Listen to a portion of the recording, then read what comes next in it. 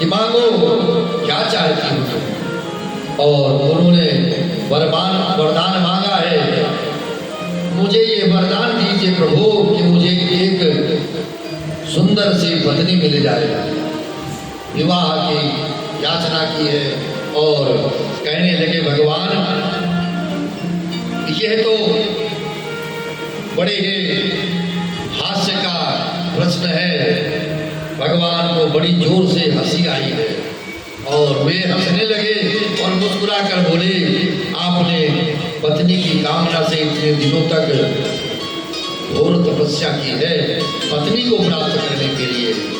ये तपस्या कहाँ आवश्यक थी इतनी? आपका विवाह तो वैसे भी हो जाता, लेकिन जब तपस्या से भगवान प्रसन्न हुए तो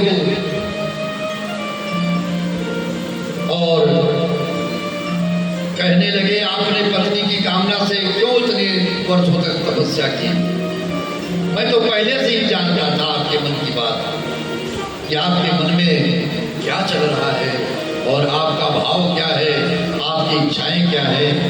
इसलिए तुम्हारे मन की बात मुझे मालूम थी, इसीलिए उसकी व्यवस्था मैंने आपके जीवन के लिए पहले से ही कर दी है। कर्दम जी चौंके हैं, मन में सोचा कैसी व्यवस्था बना आए महाराज। तो भगवान बोले, तुम्हारी सगाई हमने पहले से ही पक्की कर दी। कर्दम जी मन में बड़े प्रसन्न होकर के और प्रसन्न होते हैं और धीरे धीरे शर्माते हैं। शर्म आने लगी उन्हें कि अच्छा महाराज मेरी सगाई पक्की हो गई, आपने पहले से ही मेरा संबंध निर्धारित कर दिया। भगवान बोले, बिल्कुल हमारे यहाँ किसी की इच्छाओं की पूर्ति के लिए देरी नहीं की जाती है।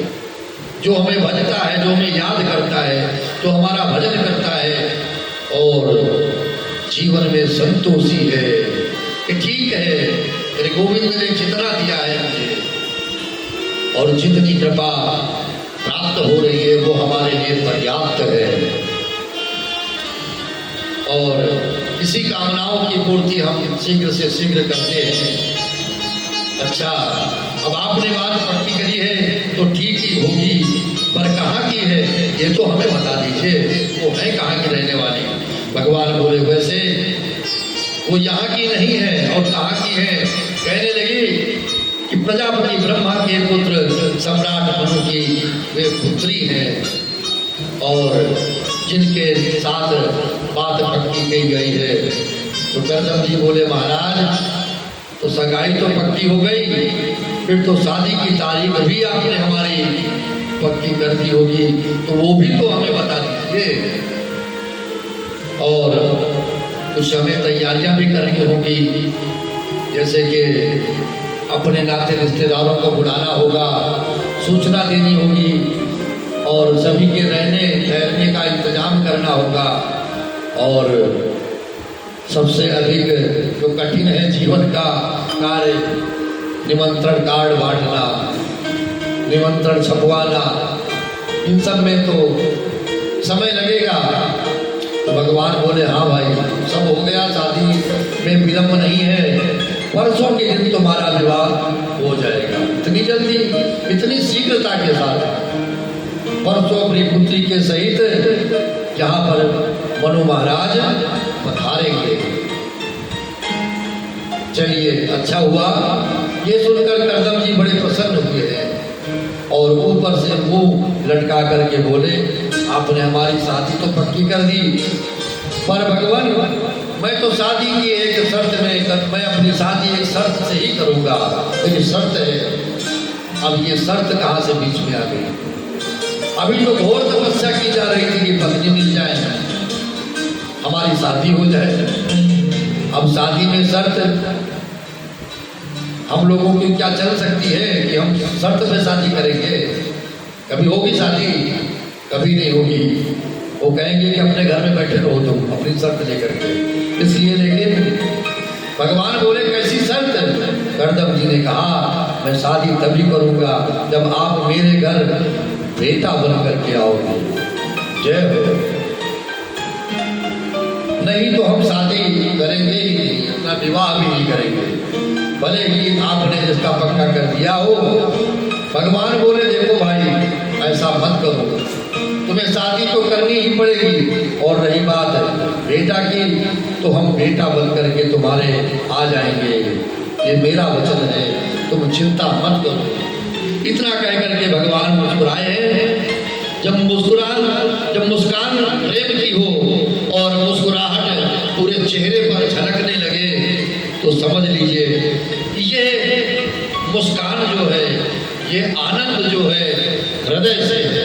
और हृदय जब मुस्कुराता है, जब मन मुस्कुराता है तो इन नेत्रों से जल बहने लगता है, अपने आप जल निकलने लगता है, क्योंकि खुशी के आनंद के आंसू हैं। और तब उस सरोवर का नाम, और जब मुस्कुराए तो प्रेम के बिंदु गिरे और सरोवर में जा मिले, तब उस सरोवर का नाम बिंदु सरोवर पड़ा, जो आज गुजरात में स्थित है। और इसके पश्चात श्री भगवान अंतर्ध्यान हुए हैं। अब कर्दम जी परसों की प्रतीक्षा में लग गए हैं। कल बीता परसों आया, महाराज हनुमान अपनी पत्नी के साथ पुत्री को लेकर के वहां पर पधारे, और देखती है कर्दम जी खड़े हो गए, स्वागत किया, आइए महाराज आपका स्वागत है। धन्य हुए भाग जो मेरी कुटिया के आज भाग जाग गए, जो आप यहाँ पर पधारे हैं। कहिए मैं आपकी क्या सेवा कर सकता हूँ। मनु महाराज ने कहा महाराज परसों हमारे यहाँ नारद जी आए थे।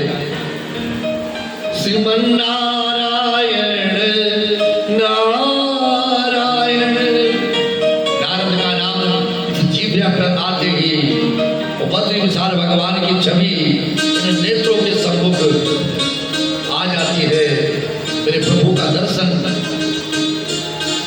होने लगता है तो मन कहने लगता है अपने आप श्रीमन नारायण नारायण नारायण, श्रीमन नारायण नारायण नारायण, श्रीमन नारायण नारायण नारायण, श्रीमन नारायण नारायण नारायण, श्रीमन नारायण नारायण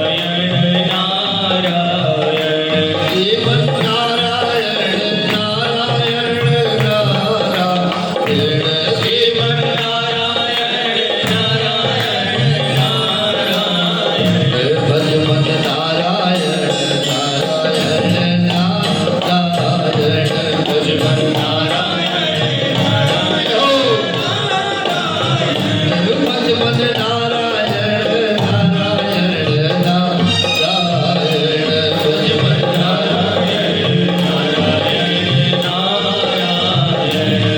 बोले बद्री विशाल भगवान की जय, गोविंद भगवान की जय, राधा रानी सरकार की जय।